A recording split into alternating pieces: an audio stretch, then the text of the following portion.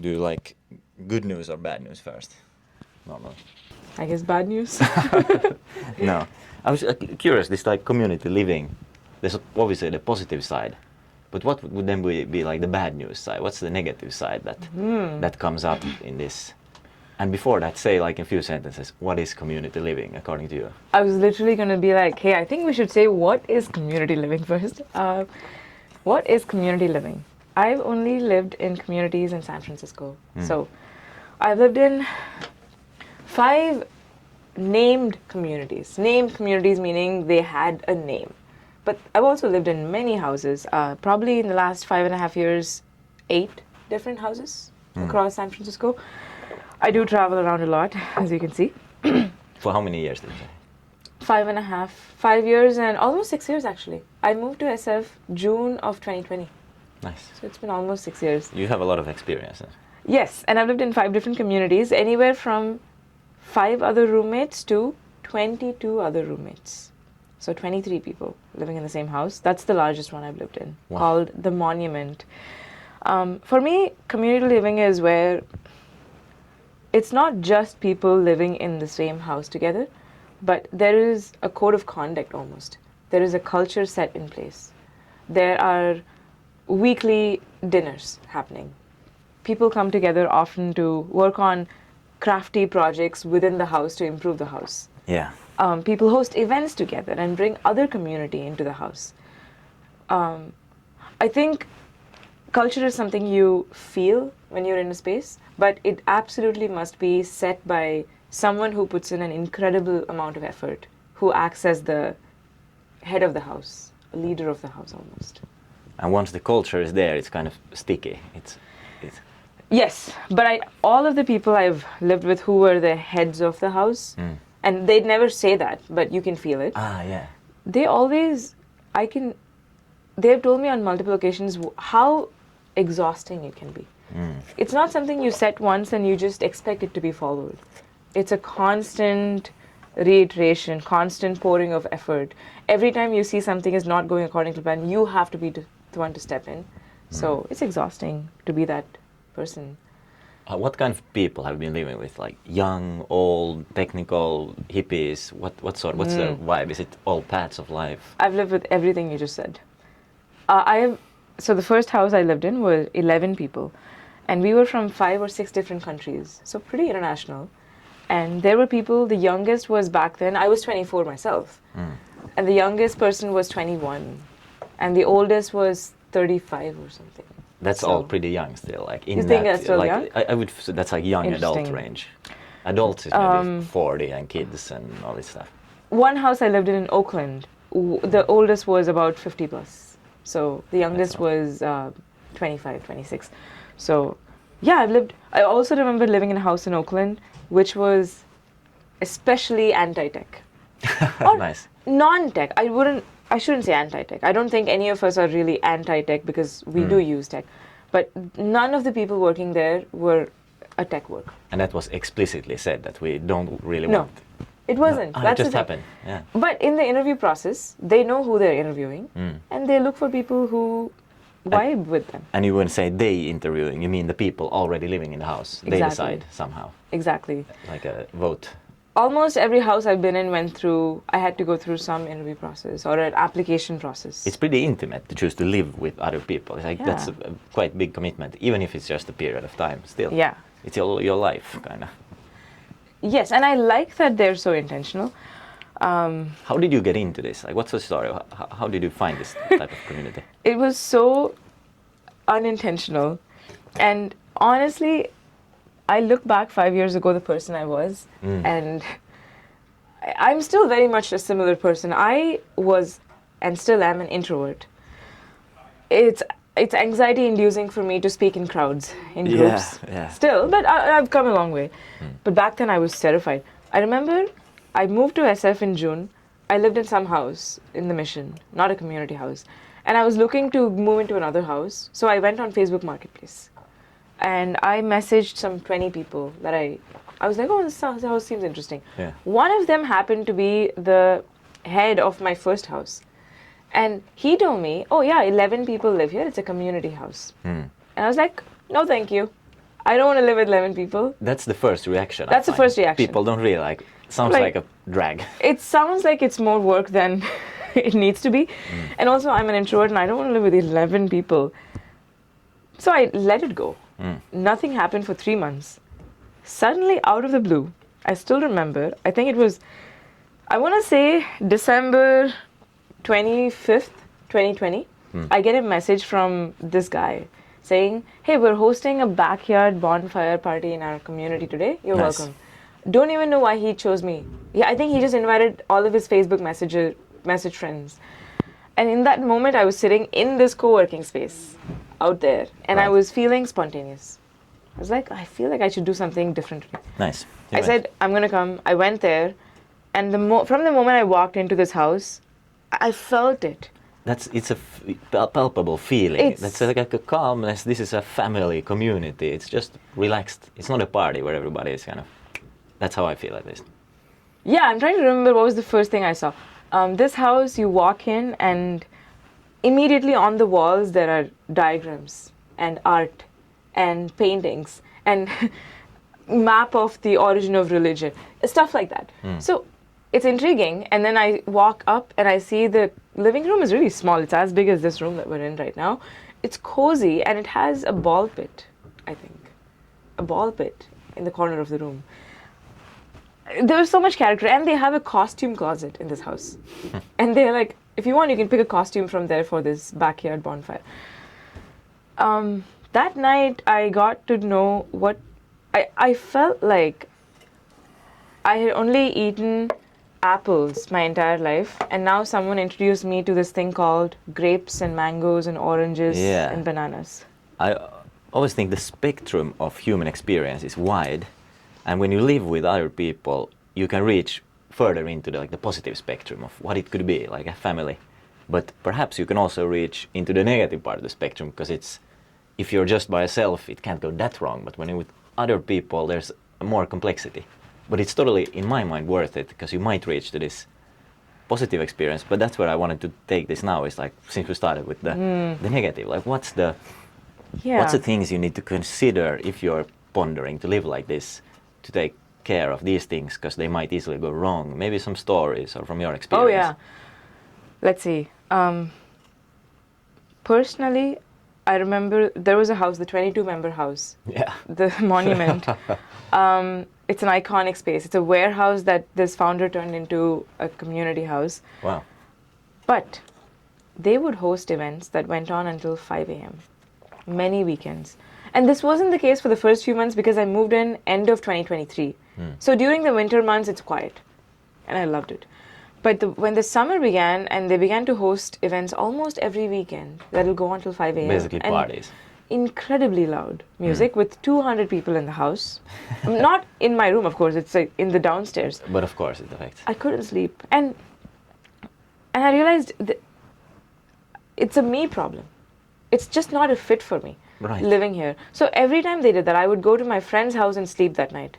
And it just got to a place where it was a little exhausting. And I also was leaving the country to go to London for a fellowship. So it all worked out fine. But I think people need to understand community house also means you don't get your personal space all the time. And it's not your way. A lot of the times you have to be okay with what the house decides. And the house will decide things that are not what you want. Right. Another example would be another house that I lived in the Oakland. I really wanted to get color changing Wi-Fi LED lights for the living room, because I'm a sucker for colored lights. I love them. And I thought, oh, okay, cool. I'm just going to buy the lights and I'm going to change the bulb. But when I mentioned this in our weekly meeting, and that house had a weekly meeting. That's a really good idea, I think, to have. I would disagree. I think meetings should happen once in a month, or if needed, once in 2 weeks. Weekly is too much. So much. It feels like a chore at this point for me. That's another question people should think about. Are you ready to dedicate 2 hours a week for this meeting? Just this kind of Just this kind of discussion, which is also exhausting, because when I brought up the idea, I remember someone in the house was not okay with that. And so we ended up discussing it for an hour. And I didn't have to do this, but I made a Notion document with detailing, why am I doing this? The purpose behind the lights. how to mitigate the risks that it may cause for some people, and then getting people's votes. I did that for fun. I just wanted to do that because I liked using Notion back then. But my point is, I just felt like this is so much overhead. If it was my place, I would just get the lights. It's true that people love talking about governance or Governance. and you can go infinitely talking. So that's a risk for sure. You sit around in a circle and it feels super meaningful. But somebody needs to kind of cut past and let's keep it Yes. moderately short. And you have to If it's a realize weekly that meeting. not everyone is going to be. Actually, I would say, in every single decision you make, someone is probably going to be unhappy. Yeah. And sometimes someone can be you. So that's the other side of a community house. Of course, there are also worse situations I've heard about where people, there are relationships that form within the house. People start to date. That's a positive and a risk. Oh, yeah. I think when you end those relationships, it's just so painful to be around that all the time. Other negatives I felt. Oh, the first house I lived in, I didn't really have a private room. It was more a sliding door, and the parties would happen right outside my room. I was okay with it because I was also just young and I wanted to be a part of this. Yeah. But when I got old, right now, no way in hell I would live in a place like that. Yeah, and there is room for those types of houses as well. We're not going to host so many nighttime parties because that's not that vibe. And I guess you are now living in a place like that, though. Yeah, right now I'm just living with 3 people, and yesterday, for example, we had dinner that went on until 12:30, and it was wonderful. But if I ever felt like, hey guys, it's too loud, they would respect it. That's good. So it's a very chill house. There's no meetings.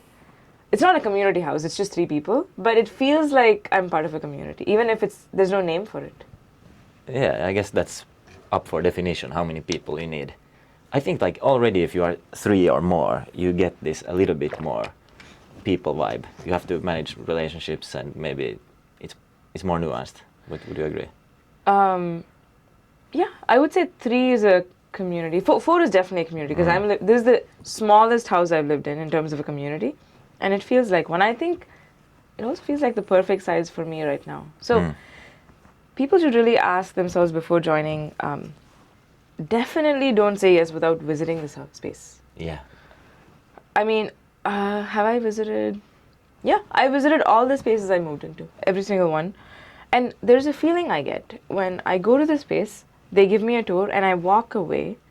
And in that moment of walking out of the house, if my gut says, oh, I missed this, that means I should move into the house. Nice. If I miss it the night that I'm walking away from it, it's a good sign that you might enjoy it there. It's still extremely overwhelming the first few days.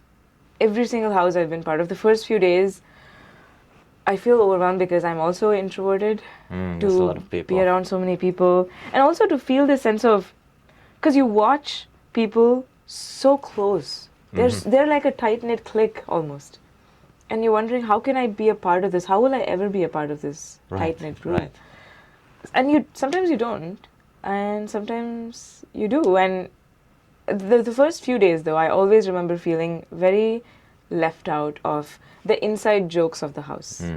The muscle memory that they have with the house that I'm still developing. I'm oftentimes surprised myself how fast I can get into communities. If you spend a couple months, you start developing these inside jokes, and we are kind of adaptable human beings, but it takes time. Months is months. For you, it's months. Yeah. Right. Same. I think I would say weeks or sometimes months, but yeah, weeks for sure. I also think it's worth, because we're talking about SF, some houses are very clear about their stance on substances, their stance on alcohol and smoking. So definitely make sure that you agree on those things. I don't think anyone should move into a house where, let's say, you are pro alcohol or smoking or substances and they're not. Or it's worse if it's the opposite. Yeah, you don't that's want the to, worst. but you see others doing it. Yeah. And there's all these kind of multi-generational houses, I guess. If you go there are kids, that's always it's going to be more relaxed, but you have the kids and it's a mess. I've never Interesting. lived with kids, and I've thought about it a few times. There are many houses. I think that one is called the tree house or the village or something Yeah, right. that has kids. Also, I don't know how you're gonna, like, you'll be uploading this podcast somewhere, so I'm gonna send you a link to a Slack group which has all the postings for community houses in the Bay Area. The accidental megastructure. Accidental megastructure. I'll link it in the description. And there's also a Google document by Hate Street Commons that has all the listings. I'll check that out for sure. So we a little bit like the bad part. What's the beautiful part? The positive that you would see why you are living like this, and let's explore that a little bit.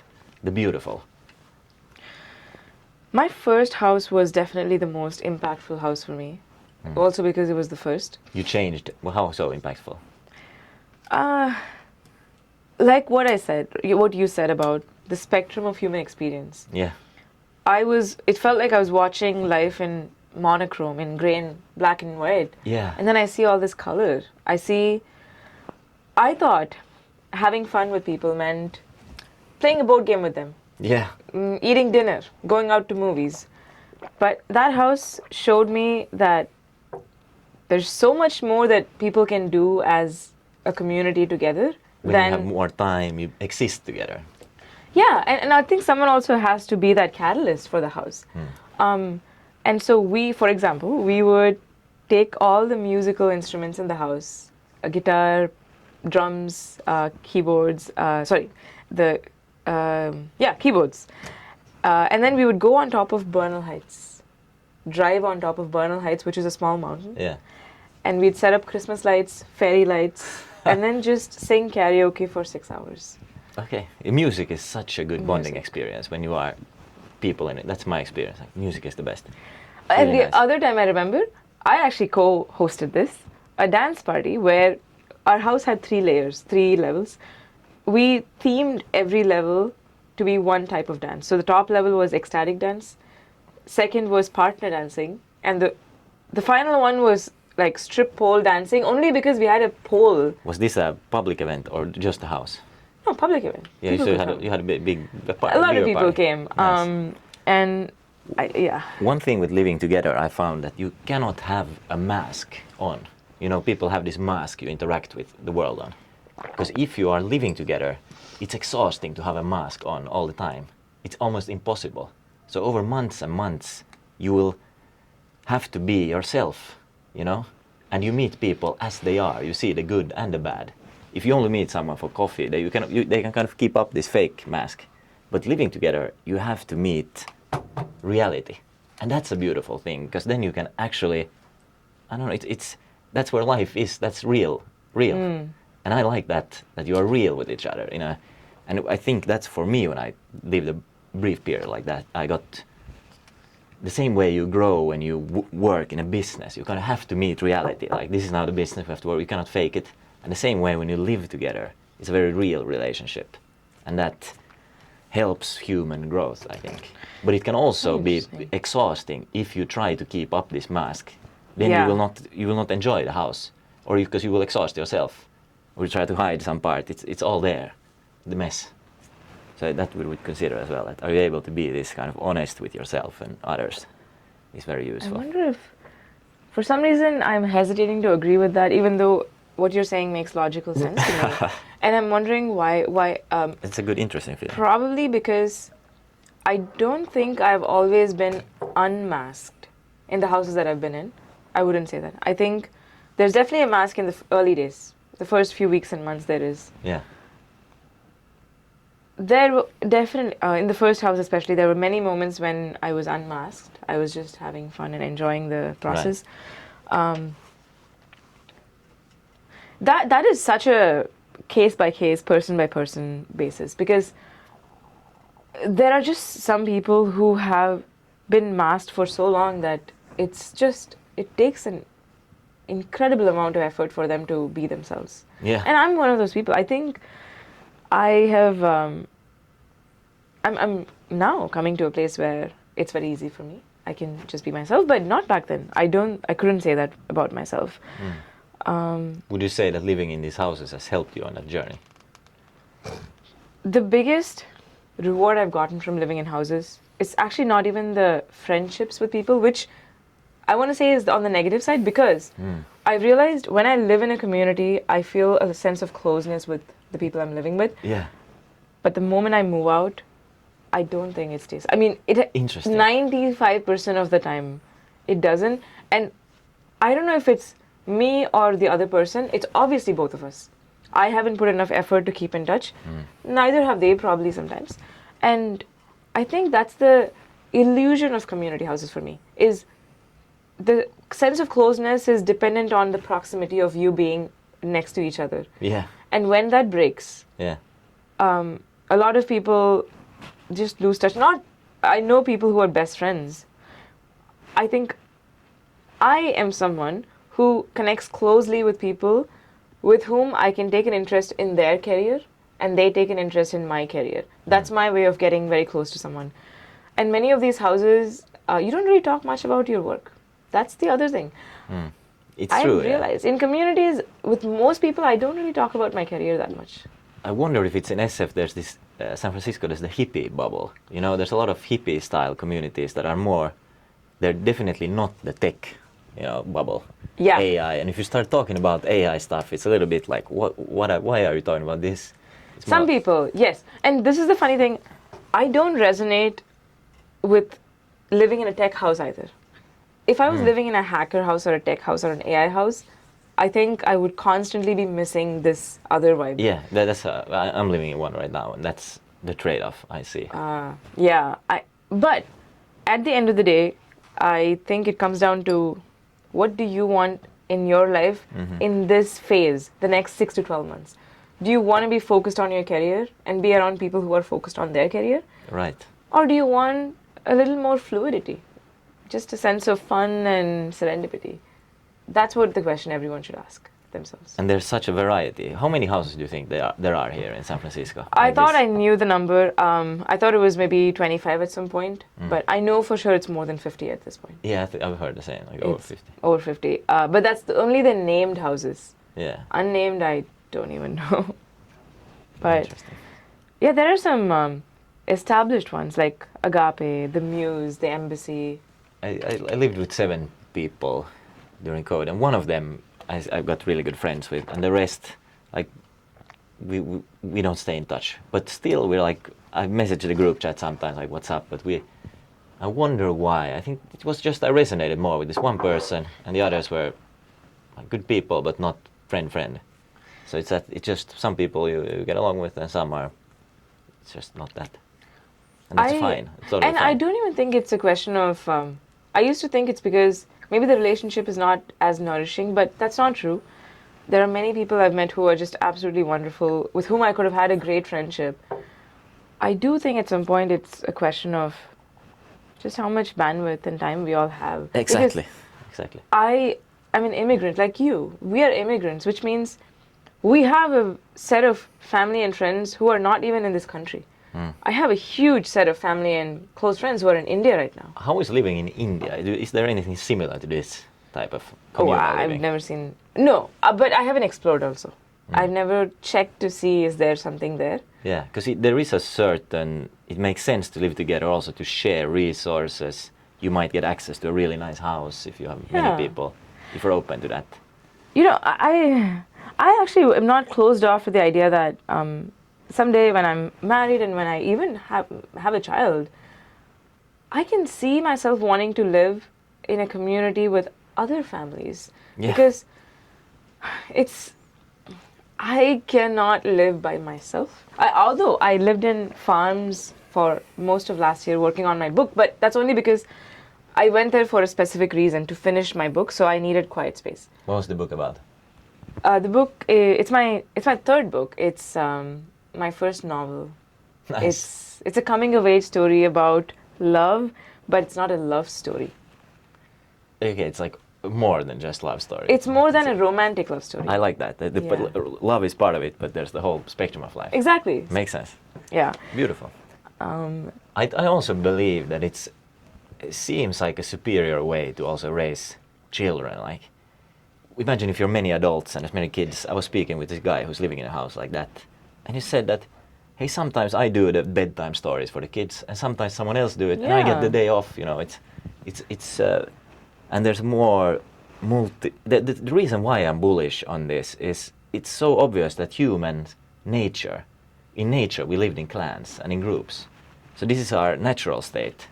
And the thing, this modern society where we all live in boxes is not that. You know, the thing that I'm so glad you said that, because every single time I live in a hotel, which I've done a lot the last 3 years because I've traveled, Yeah.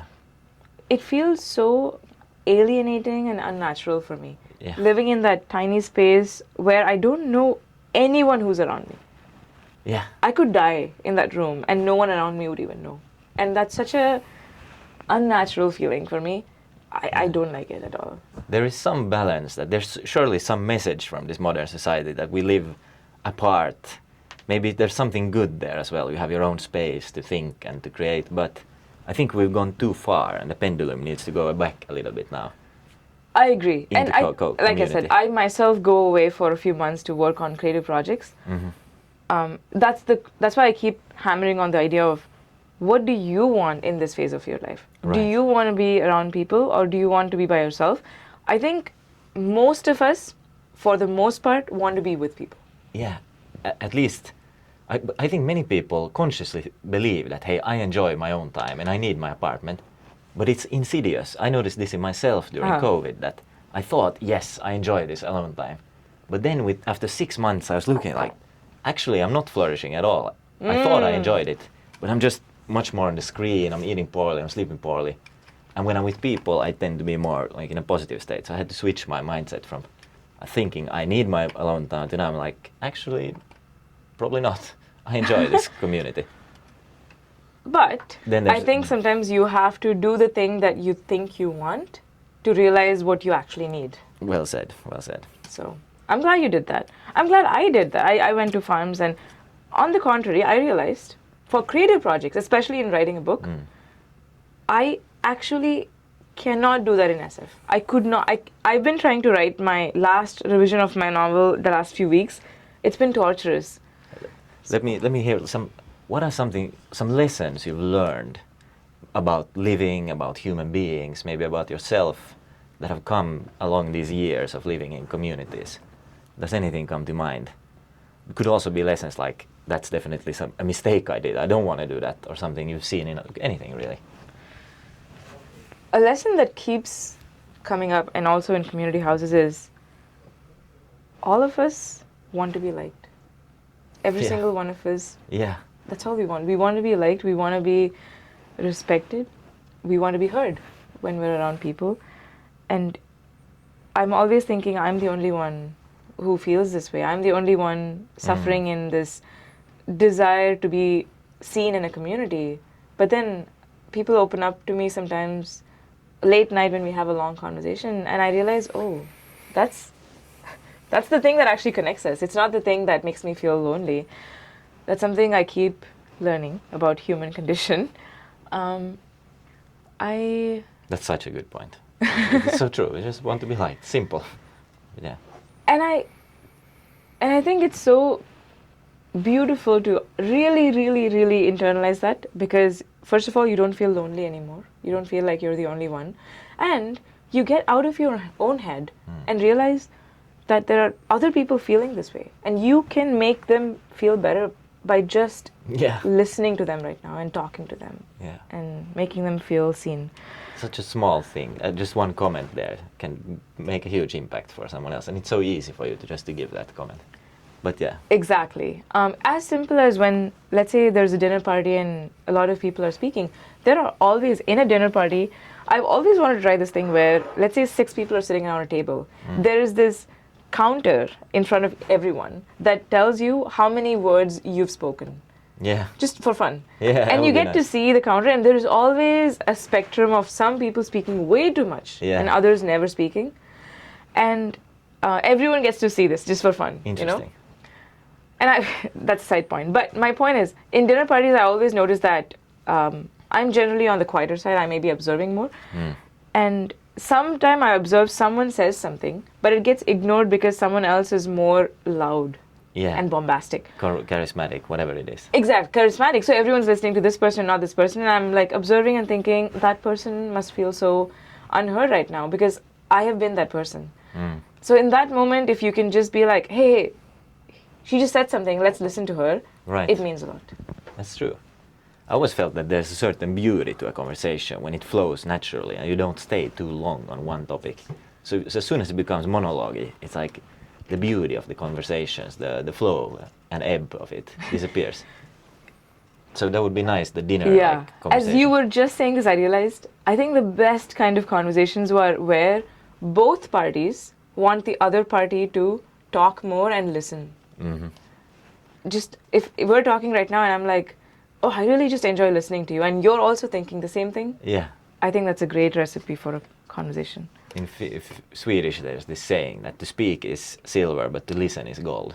You should like. We have 2 ears and 1 mouth. There's many ways to phrase it. Yes. You know? There's also another quote that says, there are no uninteresting people, Yeah. only uninterested people. That is I always felt this is the unlock to being like social. If you're an introvert, it's just try to ask questions and find the interesting thing about the other person. That might be like you have to ask a lot of questions, and then when you find it, it's super easy. Yeah, it's... But let's hear more of your lessons. I like this, like lessons learned or some mistakes you did in co-living that you learned from, you wouldn't do again. I guess the one with the parties was a good mistake. Because with human beings, oftentimes the mistakes are the things that actually teach us the lessons, at least for me. Yeah, mistakes. I think sometimes my mistake is that I leave too early. In what sense? I move from one space to another too early. I'm trying to catch myself from doing that these days. Why do you think that is? I think this goes into all my career as well, where I have moved from one project to another, sometimes faster than I would have liked, because I may get bored. I can relate. I feel like, oh, it's this new exciting challenge I could put myself into.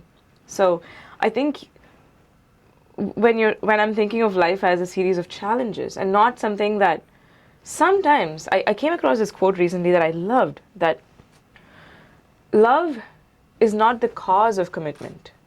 Almost always, love is the result of commitment. Because we think that I have to love you to commit to you. And you see this in the eastern side of the world, especially in India. Yeah. Divorce rates are so low because people just decide to commit to each other. Yeah. I don't agree with that either. I think there are many people who want to get divorced but they cannot because of stigma.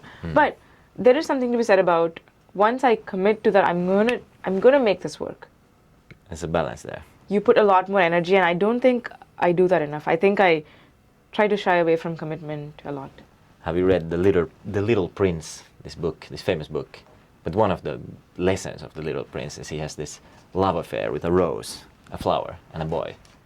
And then the boy is like, but there's so many other roses. Like I don't care. And then he goes on this whole journey, and he realized that flower was special because it was his flower. There are 1,000 similar ones, but that's the one he had nurtured and kind of spent time with.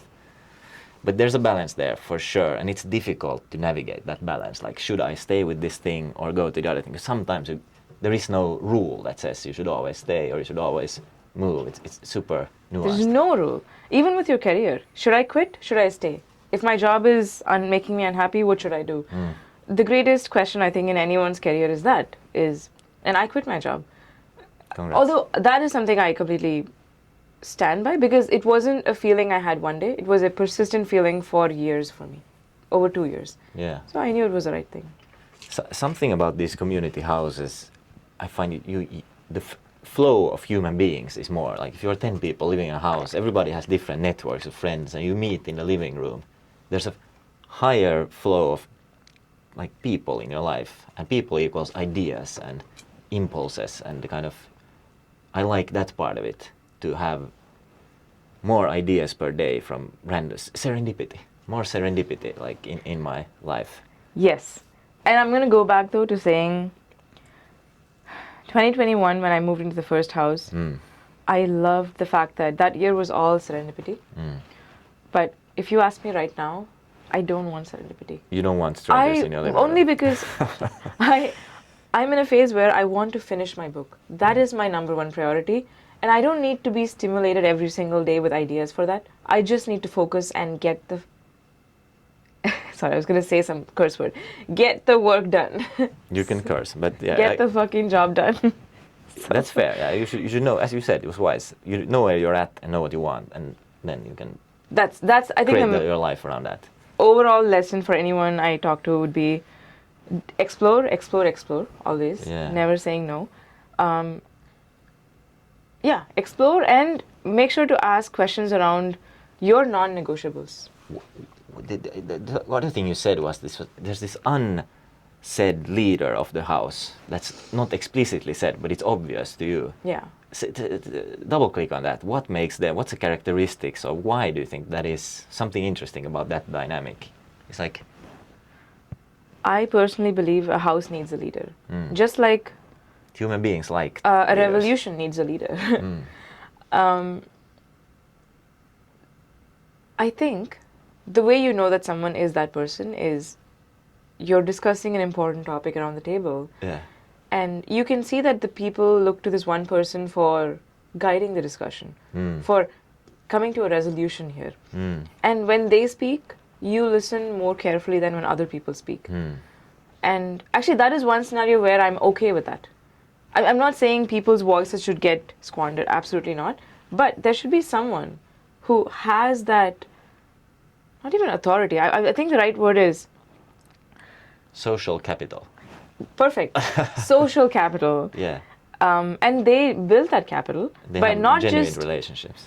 Because they also must invest time into getting to know each of the individual person and what does it mean for this specific person to have a great time here, a flourishing time. I was at the embassy the other day, which is this house with, I don't know how many people, 20 something people. Yeah.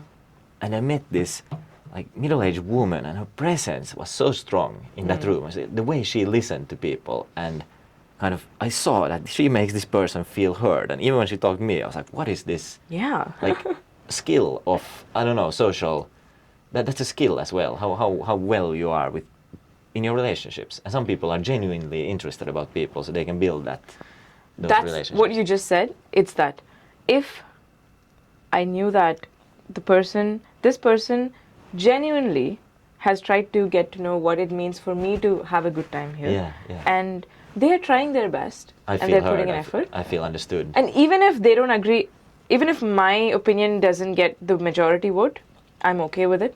If they decide that, okay, because I understand it's a democracy, and so it doesn't have to. It could be what do you call it? Totalitarian house. I can give a first-hand example where I was that kind of leader but not leader recently. So I organized... There was a gala that I attended last week for immigrants, top immigrants across the country came for this. Where was my invite? I'm sorry. I'm not the top immigrant. No. I'm joking. This law firm organized, and I was part of their... And I knew a lot of creators, content creators, who are all my friends, are coming in from across the country, because I'm also a content creator. So when I knew this, I was like, oh, we should definitely organize an outing the day after the gala. We should spend time together before you all fly out. For sure. So I was like, let me plan a hike for everyone. So I planned a hike, and then that didn't work out because one of the people couldn't walk as much. So then we decided, let's go to Big Sur. And then we ended up speaking until 3 a.m. the previous night. So we couldn't wake up on time. So in the morning, I was like coordinating across 15 people, figuring out what do we do. And then I decided, let's go to Sausalito. My point is, I think people saw that I was taking that extra step to put in the time and effort to figure this whole thing out. So that entire day, I could feel that people were at some point looking to me to decide what to do next. Yeah, you had organized the kind of... Because I had organized. And so, and I was in no way a leader there. I wasn't like, oh, listen to me. But people were listening. It's just useful to have that. It's nice to know. That is it. It's useful to have a leader. Otherwise, it's 15 people just wandering. Where does that go, though? You need someone to shepherd that. I agree.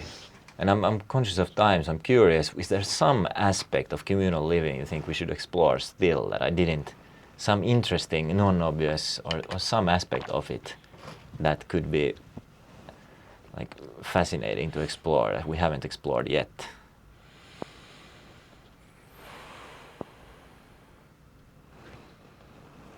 Food, Yeah. if you want to. Yeah, that's one thing you can share. The aspect of food, like you can share food and eat. You each share many meals together. That's a beautiful. I thing, love yeah. community houses where it's just an open pantry. Anyone can Okay, go. that I haven't seen. Yeah, I've lived in one place in Oakland where, What if you have some big guy and some small girl? It's totally unfair. yeah, but C'est la vie. that's once again. Sometimes you don't get your way, and that's the thing. So you Okay. sacrifice some parts of your freedom. The kitchen has a lot of interesting topics, but yeah, go ahead, continue. on the Yeah, food, this house, every week, 2 people in the house would take a shift, go and get groceries for the entire house, and the entire house can put their list in a document. Nice. So whatever you want, put it in there. That's kind of nice. And you just split the expense by whatever it comes out to be. And it's all for everyone. Of course, you have your own space in the fridge if you want to keep something for yourself. Yeah. You can label that and such. But There's the the basics. pantry Yeah. is open to everyone. And we're sharing also the food, creating. Hey, someone makes the meal and we'll eat together, or That happens not every day though. That's maybe once a week it happens. there's something about the kitchen and chores that oftentimes comes up like as a friction point. Yes. Like who does the cleaning, who does the dishes? It's like a subtly small thing, but actually a huge thing. You know something? I lived in community houses where there was a chore wheel, a chore chart, this I heard and before. there were houses where there was a star system. If you get to clean the dishes, you get a star. Oh, and God. people who get the most star don't have to clean the next week. Stuff like that. Right now, I live in a house where nothing. The only thing that connects us is we care about the house. Right. If there's we like, see the trash is too much, we'll take it out. be present, be like notice things. I think this is the best. It may not work with 30 people, but I think with less than 10 people, it's entirely possible that if every single person just cares about the house they live in, Yeah, yeah. it's fine. I like that more. The chore wheel, it's a fucking mess. The star system was fun, but also I think the problem there I realized is when you see someone is getting way more stars than you are now less incentivized to do anything. Because they're going to win the week anyway. Exactly. That's the problem. So, You need. I like that to let it figure it out, like by actually caring. Don't make a game out of it. But the topic I like is like the dishes or some small thing can become like a fight. Oh, but yeah. oftentimes the thing you're fighting about is not actually the root cause. There might be something else, some unresolved communication, and it just takes form in this. conflicts. Maybe the LED lights you had. Maybe that was actually some other thing that the Yeah. person didn't like, and they just subconsciously took up the LED lights as a battleground, or It could be have anything. triggered something for them that they always feel like their voice is getting squashed and Yeah. they wanted to say something. So conflicts are a big part. I've lived in houses, I mean, many of the houses I've lived in have barely had conflicts. It's been very smooth for me. Some houses have had conflicts. Some were intense. I don't think I was ever part of an intense conflict. I've seen it happen Yeah. in people. What's the story there? Did it resolve, or did you see any useful tools or any lessons from that? Let's see. There's one incident, but I cannot talk about that, so I'm going to not talk about this because it's not my story to share. But the first house I lived in, conflicts. Honestly, I think we would just try to. Oh, are we? 5. Oh, we have like 5 minutes. I'm trying to think. Conflicts. First house. Dishes came up as a conflict there. I remember. But I feel the conversation that you have a weekly or bi-weekly or monthly conversation, so it's really useful, even if you have nothing seemingly important to share. Just the people get to share a little bit what's on their mind. You preemptively solve a lot of conflicts. Absolutely. Before it becomes like a huge thing, like someone has, I don't know, the dishes, and then you talk, and then it's actually, okay, I'm actually having this problem. But people need to communicate more rather than less, just for the sake of the mental hygiene, social hygiene of the house. Absolutely true. I remember one of the houses I was in SF, someone brought up this problem of the dishes, and next week it was solved. It was that simple. It didn't lead into this explosion of voices, which was good. I highly recommend that. The current house is so chill, we don't have meetings, and I think we're fine. But if you are part of a bigger house, once a month is necessary. Yeah. Once in 2 weeks, I don't know. I don't know if that's necessary, but always having a Slack group or a group Yeah. where people can voice their concern quickly, just Yeah. in the group. That's also another idea. It's true. It depends on also how much time you have, because 2 hours a week on something, it's actually meaningful. 1 hour is fine. I think Yeah. this one house was particularly, it had people who would just Love to discuss talk. things to death, so it Yeah. was very long, but not all houses were like that. Yeah, and I will say, once you get into the community house living, it's hard to get out of it. It's like, Why is that? it's like a trap. It's because if you move away from it and you start to live just with people who coexist in the same house, it feels a bit hollow. It feels Yeah. shallow and empty. Yeah. Unless you're living with friends, good friends, maybe that could work. Sometimes I go to a party and it feels like shallow. Yeah, In a sense, hollow and shallow. Party, interesting. What do you mean by that? You know, the interactions are on a superficial level. It's not like we don't meet as. It's not always. I just had this feeling the other day. Yeah. I think that I felt that many, many times. And I've come to realize that's also on me. I have to show up to something just being completely myself.